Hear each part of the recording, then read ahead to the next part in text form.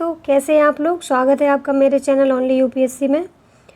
तो पिछले वीडियो में हमने बिहार करंट अफेयर एडिटोरियल के सारे सेट कंप्लीट कर लिए हैं। अगर आपने अभी तक नहीं देखा है तो आप प्लीज़ जाके प्लेलिस्ट में मैंने बना दिया, अब देख लीजिएगा। और उसके साथ साथ हमने हिस्ट्री, साइंस और करंट अफेयर के ये सारे पोर्शन कंप्लीट कर लिए हैं। आज हम 68 बीपीएससी से लेके 38 तक जितने भी क्वेश्चन पॉलिटी में आए हुए हैं उनका डिस्कशन करेंगे। तो ये 2023-24 का बुक है, न्यू वाली घटना चक्र है, उसको कवर करेंगे 69 बीपीएससी के लिए। 69 बीपीएससी पीटी के लिए हम पूर्वावलोकन करने जा रहे हैं, तो बने रहिए मेरे साथ लास्ट तक। चलिए डिस्कशन शुरू करते हैं। क्वेश्चन नंबर पहला है, संविधान को 26 जनवरी के दिन लागू करने का निर्णय इसलिए किया गया क्योंकि। पहला स्टेटमेंट देखेंगे, कांग्रेस ने इस तिथि को 1930 में स्वतंत्रता दिवस के रूप में मनाया। दूसरा है कि इस तिथि को 1942 में भारत छोड़ो आंदोलन प्रारंभ किया गया। तीसरा है कि यह शुभ दिन था। और डी है उपर्युक्त में से कोई नहीं। तो इसका राइट आंसर ऑप्शन ए हो जाएगा। कांग्रेस ने इस तिथि को 1930 में स्वतंत्रता दिवस के रूप में मनाया था। किस अधिवेशन में, अगर आपसे पूछ लिया जाए फ्रेंड कि किस अधिवेशन में ये हुआ था, तो ये भारतीय राष्ट्रीय कांग्रेस के लाहौर अधिवेशन 1929, याद रखेंगे डेट, 1929 लाहौर अधिवेशन में पूर्ण स्वराज की घोषणा की गई। ये भी एक पॉइंट है, ये भी कई बार क्वेश्चन पूछा गया कि पूर्ण स्वराज की घोषणा कब की गई। तो पूर्ण स्वराज की घोषणा की गई और तथा 26 जनवरी 1930 को स्वतंत्रता दिवस के रूप में मनाए जाने का संकल्प किया गया। इसीलिए आज़ादी के तुरंत बाद 15 अगस्त 1947 को जब हम आज़ाद हो गए तो हर प्रत्येक 26 जनवरी को याद रखने के लिए इसको यादगार के रूप में हम क्या करते हैं, संविधान के 26 जनवरी के दिन लागू होने के स्वतंत्रता दिवस के रूप में मनाते हैं। अगला क्वेश्चन देखते हैं। क्वेश्चन नंबर 2 है, भारतीय संविधान में शामिल है तो 395 अनुच्छेद, 22 भाग एवं 12 अनुसूचियाँ, 371 अनुच्छेद, 21 भाग एवं 11 अनुसूचियाँ। तो क्वेश्चन नंबर 2 का आंसर हो जाएगा ऑप्शन ए। वर्तमान में जब संविधान बना था तो उस समय क्या 395 अनुच्छेद, 22 भाग और 12 अनुसूचियाँ थीं। ये क्वेश्चन कब का है, 2011 के हिसाब से ये क्वेश्चन पूछा गया है। तो उसके अकॉर्डिंग उस समय की स्थिति ये थी। अभी वर्तमान में अगर हम बात करें तो भारतीय संविधान में लगभग 450 से अधिक अनुच्छेद हो गए हैं, परंतु ये सभी मूल अनुच्छेदों के साथ उपखंड है। मतलब जो संविधान संशोधन हुए हैं, जो अधिनियम बने हैं, तो उनके खंड है, जैसे ABCDEFG ऐसे करके हम लिखते हैं। मूल भाग 22 थे, मूल भाग में 395 अनुच्छेद और मूल संविधान में 8 अनुसूचियाँ थीं। तो कभी आपसे ये क्वेश्चन पूछा जाए कि मूल संविधान में अनुसूचियाँ कितनी थी, तो 8 थीं, बाद में संशोधन के द्वारा ये जोड़ी गई हैं। अगला क्वेश्चन देखते हैं। क्वेश्चन नंबर 4 है कि मिलान करना है, संघीय सूची और राज्य सूची दी गई हैं, उनको सुमेलित करना है आपको। तो पहला है कि संघीय सूची, राज्य सूची, समवर्ती सूची। इसके हिसाब सबसे पहले आपको देखना है कि संघीय सूची में कितने सब्जेक्ट हैं, तो ये इसका राइट आंसर वैसे ऑप्शन बी हो जाएगा। बी के हिसाब से पहले का ए। संघीय सूची में कितनी हैं आपकी सब्जेक्ट, तो इसका आंसर ऑप्शन बी है। मतलब संघीय सूची में कितना है, ऑप्शन ए है 97 प्रविष्टियाँ या सब्जेक्ट। राज्य सूची में 66 सब्जेक्ट और समवर्ती सूची में 47। तो इस प्रकार से इसका आंसर हो जाएगा ऑप्शन बी। अगला देखेंगे। क्वेश्चन नंबर 5 है, निम्न शब्दों पर विचार करें और सही शब्दों के विचार अनुसार क्रम दीजिए। समाजवादी, प्रजातांत्रिक, सार्वभौमिक, धर्मनिरपेक्षता। जो आपने प्रियम्बल पढ़ी होगी या प्रस्तावना, तो उसमें से ये क्रम वाइज पूछ रहे हैं कि सबसे पहले कौन सा वर्ड आएगा। तो इसका आंसर हो जाएगा ऑप्शन ए। ऑप्शन ए के अनुसार भारतीय संविधान की प्रस्तावना में जो शब्द वर्णित हैं उसको पूरी तरह से देख लेते हैं। सबसे पहले क्या यूज होता है, सार्वभौमिक, उसके बाद समाजवादी, फिर धर्मनिरपेक्ष, फिर प्रजातांत्रिक और फिर इसके बाद पंथ निरपेक्ष। सबसे लास्ट में क्या है, पंथ निरपेक्ष। तो किसी चीज़ कुछ जो है, किसी धर्म में मतभेद है कि कुछ पंथ निरपेक्ष यूज करते हैं, कुछ धर्म निरपेक्ष यूज करते हैं। तो इसके हिसाब से आपका आंसर ऑप्शन सी है। सबसे पहले सार्वभौमिक आएगा, उसके बाद समाजवादी, फिर धर्मनिरपेक्ष, सबसे अंत में प्रजातांत्रिक। अगला क्वेश्चन देखते हैं। भारतीय संविधान की प्रस्तावना में समाजवादी शब्द किस संशोधन के द्वारा जोड़ा गया है? तो ये किस संशोधन अधिनियम के द्वारा जोड़ा गया है? इसका राइट आंसर हो जाएगा ऑप्शन ए 42वां संविधान संशोधन। ये कब हुआ था? ये 1976 में हुआ था। अगर आपसे कभी पूछा जाए कब हुआ, 1976 में हुआ। और इसके तहत क्या क्या जोड़ा गया? 3 शब्दों को जोड़ा गया।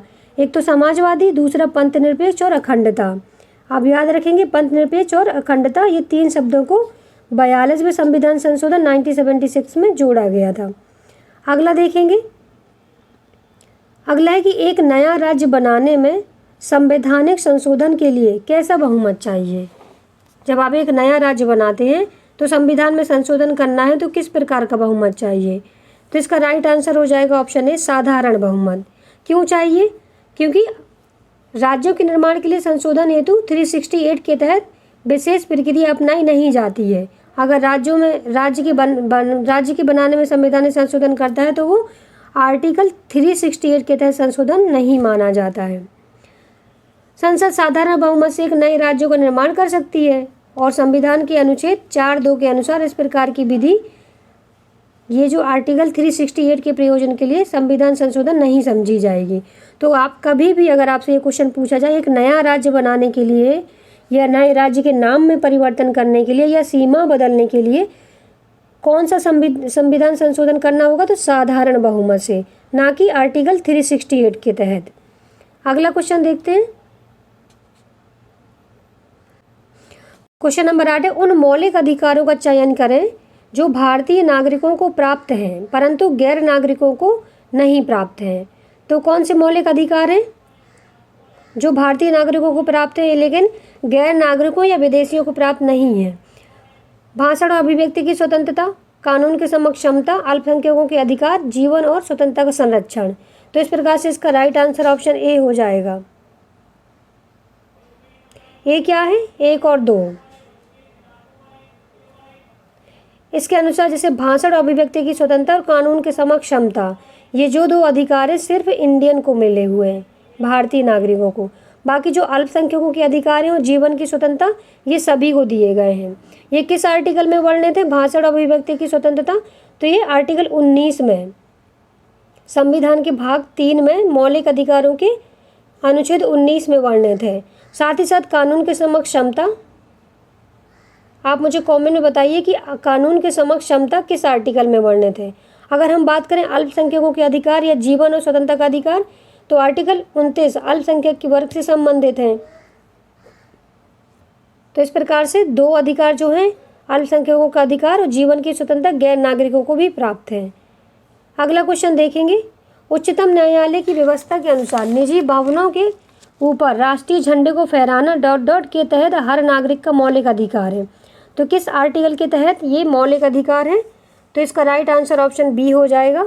संविधान के अनुच्छेद 19(1)(a) के तहत उच्चतम न्यायालय की व्यवस्था दी है कि निजी भवनों के ऊपर राष्ट्रीय झंडे को फहराना संविधान के अनुच्छेद 19(1)(2) के तहत नागरिकों का मौलिक कर्तव्य। आपने देखा होगा 15 अगस्त या 26 जनवरी में अपने अपने घरों में भी लोग लगाते हैं, अपनी बिल्डिंग्स में या कंपनी में। तो ये किसके अनुसार? उच्चतम न्यायालय की व्यवस्था के अनुसार, संविधान के अनुसार नहीं है। संविधान के अनुच्छेद का 19(1)(a) के ये झंडा फहराना आपका मौलिक अधिकार है। अगला देखते हैं। भारतीय संविधान में संशोधन करके शिक्षा का अधिकार कब जोड़ा गया? तो ये कब जोड़ा गया? ये 1 अप्रैल 2010 को। अगर आपसे ये पूछ लिया जाए कि कौन सा संविधान संशोधन हुआ था जिसमें ये अधिकार जोड़ा गया, तो 86वें संविधान संशोधन। ये कब हुआ? 2002 में। 86वें संविधान संशोधन 2002 के द्वारा संविधान के भाग 3 में एक नया अनुच्छेद कौन सा जोड़ा गया? 21(a). 21 जोड़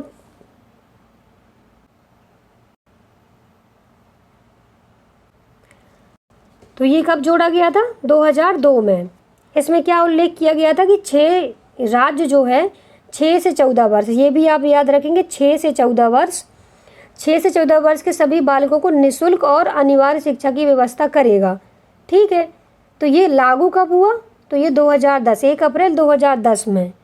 अगला क्वेश्चन देखेंगे, क्वेश्चन नंबर 11, निम्न में से कौन सा एक मानव अधिकार भारतीय संविधान के अंतर्गत मौलिक अधिकार भी है? कौन सा मानव अधिकार मौलिक अधिकार भी है? तो ये कौन सा है? तो इसमें से मतलब सब लगभग सभी हैं, जैसे कि 19A के अनुसार सभी नागरिकों को वाक और अभिव्यक्ति की स्वतंत्रता दी गई है। सूचना प्राप्त का अधिकार अभिव्यक्ति के अधिकार में निहित है। साथ ही साथ मूल अधिकार हैं ये सभी, तो इसके साथ ही सूचना का अधिकार मानव अधिकार भी है। तो एक से अधिक इसके आंसर हो जाएंगे। अगला क्वेश्चन देखते हैं, भारतीय संविधान के भाग 4 में दिए गए निर्देशक सिद्धांतों में निम्न में से कौन से या कौन सा सूचीबद्ध है? समान कार्य के लिए समान वेतन, समान नागरिक संहिता, छोटे परिवार का मापदंड, प्राथमिक स्तर पर मातृभाषा में शिक्षा। तो इसका राइट आंसर ऑप्शन बी हो जाएगा, 1 और 2। मतलब समान कार्य के लिए समान वेतन और समान नागरिक संहिता यूसीसी, आर्टिकल कौन सा 44। तो ये नीति निर्देशक तत्वों में या भाग 4 में इनका उल्लेख है। अगर हम बाकी की साथ ही अगर हम बात करें ये प्राथमिक स्तर पर मातृभाषा में शिक्षा, तो ये आर्टिकल 350A में है। कभी आपसे पूछ लिया जाए तो ये आर्टिकल 350A में है। इसमें क्या उल्लेख किया गया है कि मातृभाषा में शिक्षा के देने का विशेष निर्देश देता है। तो इस प्रकार से इसका आंसर क्या हो जाएगा? Option B. अगला क्वेश्चन देखेंगे, भारत के संविधान में मौलिक कर्तव्य किस संविधान संशोधन के द्वारा जोड़े गए हैं? तो बहुत इजी क्वेश्चन है, आई थिंक आप सबको पता होगा। तो किस से जोड़े गए हैं? 42वें संविधान संशोधन के तहत मौलिक कर्तव्य जोड़े गए हैं। किस आर्टिकल में है? आर्टिकल 51A में मौलिक कर्तव्य हैं। कितने मौलिक कर्तव्य हैं? आप मुझे कमेंट में बताइए कि मौलिक कर्तव्यों की संख्या कितनी है। और ये 42वां संविधान संशोधन कब हुआ? 1976 में। इसी समय पे क्या प्रस्तावना में भी संशोधन हुआ था, हमने पिछले क्वेश्चन में अभी डिस्कस किया था। अगला क्वेश्चन देखेंगे, भारत के राष्ट्रपति अपनी शक्तियों का प्रयोग करते हैं तो कहाँ करते हैं? मंत्रियों के द्वारा सीधे अथवा अपने अधीनस्थ अधिकारियों के द्वारा, प्रधानमंत्री के द्वारा या मंत्रिमंडल के द्वारा। तो इसका राइट आंसर क्या हो जाएगा? भारत का जो राष्ट्रपति है सीधे अथवा अपने अधीनस्थ अधिकारियों के द्वारा अपनी शक्तियों का उल्लेख यूज़ करते हैं। अगर हम बात करें कि राष्ट्रपति का उल्लेख किस आर्टिकल में है, तो आर्टिकल किस में लिखा है? 52 में लिखा है कि भारत का एक राष्ट्रपति होगा जिसमें संघ की कार्यपालिका शक्ति निहित होगी। ठीक है। और आर्टिकल 53 में ये वक्तव्य है, क्या है कि वह इन शक्तियों का उपयोग स्वयं या अपने अधीनस्थ अधिकारियों के द्वारा करेगा। तो इस प्रकार से इसका राइट आंसर क्या हो जाएगा? Option A. अगला देखेंगे, यदि राष्ट्रपति एवं उपराष्ट्रपति का पद खाली हो तो भारत के राष्ट्रपति के पद पर कौन होगा? कौन होगा इस पे? तो बहुत इजी क्वेश्चन है, इसका आंसर हो जाएगा ऑप्शन बी, भारत का मुख्य न्यायाधीश। अगर राष्ट्रपति और उपराष्ट्रपति का पद खाली है तो भारत का राष्ट्रपति बनने की योग्यता किसमें होगी? भारत का मुख्य न्यायाधीश। अगला क्वेश्चन देखेंगे, श्रीमती प्रतिभा पाटिल का भारतीय गणतंत्र के राष्ट्रपति के रूप में क्रम क्या है? तो किस नंबर की है? तो 2008 का क्वेश्चन है। वर्तमान में जो राष्ट्रपति हैं या उपराष्ट्रपति हैं उनका क्रम आप देख लेंगे। इसका वे पहले देख लेते हैं, ये 13वें नंबर की थी। अगला देखेंगे, एक विधेयक जो संसद में प्रस्तुत किया जाता है कौन सी क्रिया के बाद अधिनियम बन जाता है? तो ये कौन सी क्रिया के बाद अधिनियम बनता है?